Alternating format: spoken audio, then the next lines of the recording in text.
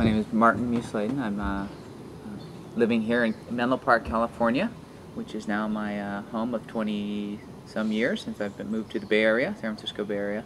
But originally I'm from overseas. My dad is a U.S. government employee who happened to move to Korea in the early 60s and made his home there.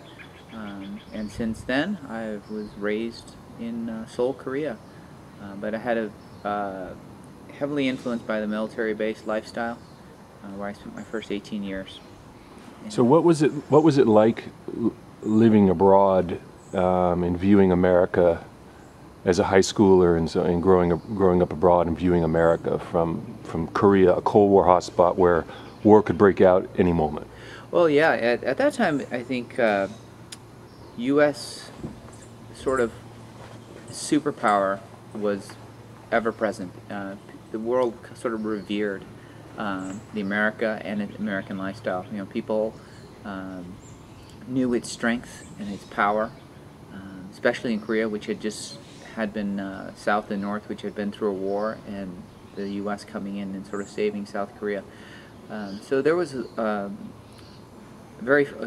fondness for Americans and what they stood for, and Korea at that time, you know, was trying to grow, and it modeled itself after sort of the American capitalist society. They all desired the American lifestyle in the sense of having, you know, Levi's clothing to, you know, having, you know, coffee and, you know, things that were just not native to the Korean culture. But since the American influence was so strong, and sort of the glamorous lifestyle of Americans were desired by many of the Asian countries, and especially Korea at that time.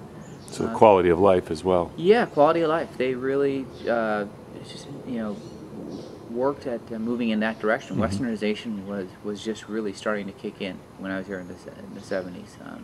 It was, you know, they saw mostly the good. They didn't see the downsides of capitalist society at that time. They really just saw only what was presented them through TV and what you read about, and you know, the sort of the wealth of the nation. Mm-hmm. And Korea, you know, at that time being a third world country, really thought highly of American life.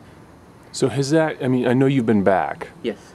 Has that perspective changed, particularly because now Korea is a major international force, both in many ways. It's no longer an Asian tiger, it's beyond that. I mean, it competes with us internationally on the economic front. Yes. Has that changed the view of America? Well, I think it's changed to a certain extent. I think the fact that the U.S. is still the strongest military power and still the largest economic engine in the world, they understand that America has an absolutely premium space within the way the economics and military power is distributed in this world. They're fairly cognizant of it, but they've grown up. They're not the young kid that just looks at America with wide eyes. I think they've grown up and they realize that they are too an adult country that sort of can now interact and have a more adult relationship with the U.S. They understand that the U.S. has this marketplace for them to sell their goods, and so it helps them achieve what they want to achieve. So there's a much more adult-like relationship, and I think that's what's changed. It is a little bit more cynicism seen also.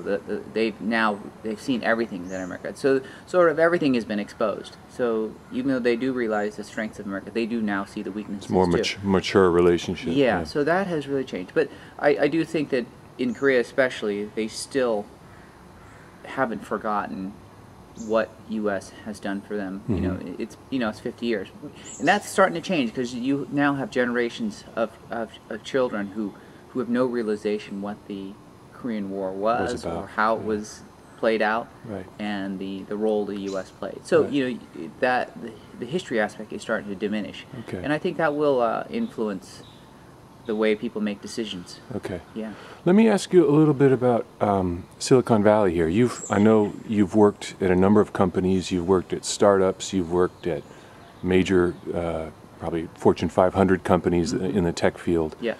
How does Silicon Valley relate to the world? Obviously, this is a place of where immigrants have come and made fortunes.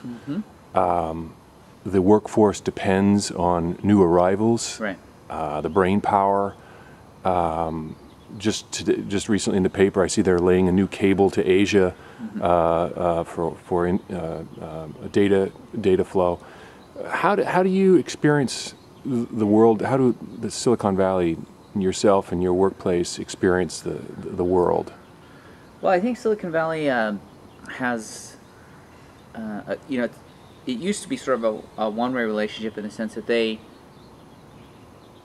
offered opportunity. There was a lot of job growth here in the 80s and 90s, and significant job growth compared to many parts of the world, which was still growing up. And even in the U.S., we had a lot of job growth here, and very well-paid jobs. And so I think that was a huge advantage Silicon Valley had, and there was the talent pool just kind of poured in. And in the sense that it offered opportunity to all. Also, that was a nice thing. I mean, you an engineering job, you could be well trained in India or China or Korea or Germany and have an engineering background and come here, and the opportunity would be afforded to you because there was a lot of common interest also in the sense that startups are started to be successful, and if you had the right talent pool and you had the education and the drive, that was a commonality that was among many of the people who came here. And so that has, that was the initial, I think, growth for 10, 15, 20 years. And what has kind of grown from that, I think, is now the fact that you have talented people who've done well and have grown, whether in wealth or in skills, and then they can help their own communities if they desire to go back overseas, as in like India or China or to Europe, and they've gone back and started companies over there. So Silicon Valley has been, there's a very strong catalyst for job growth. It was an industry that really just rose. I think it's significantly larger than even the U.S. car industry now. So it's something. It was an engine for job growth, and it still is at this point. But the talent is not as centric anymore. I mean, the Silicon Valley has sort of has growth in other places and investments in other places. So it's spread out a bit.